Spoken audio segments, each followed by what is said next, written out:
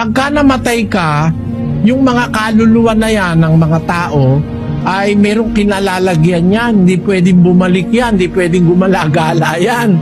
Basahin natin ang Job 7:9, kapatid na Daniel. Kung paanong ang ulap ay napapawi at nawawala, gayon siyang bumababa sa libingan ay hindi na aahon pa. Siya'y hindi na babalik pa sa kaniyang bahay, ni malalaman pa man niya ang kaniyang dako.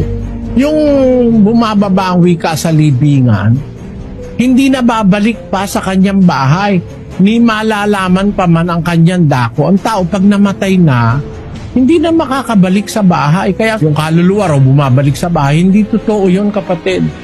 Yung laman, nakalibing. Yung kaluluwa hawak ng Diyos. Paano babalik yun?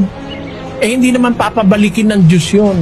At pag ang tao ay matuwid, yung kanyang kaluluwa ay nandoon sa may altar, sa ilalim ng altar sa langit. Basahin natin yung Apokalipsis 6:9. At nang buksan niya ang ikalimang tatak, ay nakita ko sa ilalim ng dambana ang mga kaluluwa ng mga pinatay dahil sa salita ng Diyos at dahil sa patutuong sumakanila. Yung kaluluwa ng mga taong mga naging dapat sa Diyos, nandun sa ilalim ng dambana, sa altar ng Diyos sa langit, nandun sila.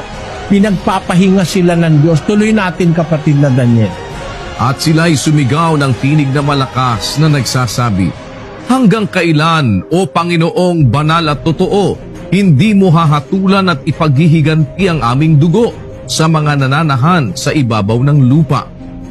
At binigyan ang bawat isa sa kanila ng isang maputing balabal, at sa kanila'y sinabi na mangagpahinga pa ng kaunting panahon hanggang sa maganap ang bilang ng kanilang mga kapwa alipin at ng kanilang mga kapatid na mga papatay namang gaya nila. Pinagpapahinga ng Diyos sila. Kaya yung mga kaluluwa na hindi pwedeng galagala dahil pinagpapahinga ng Diyos. Pwede mo naman yung pinagpapahinga, galagala sila. Nasa ilalim ng kapangyarihan ng Diyos yan. Nasa kamay ng Diyos yan. Kaya hindi totoo yun.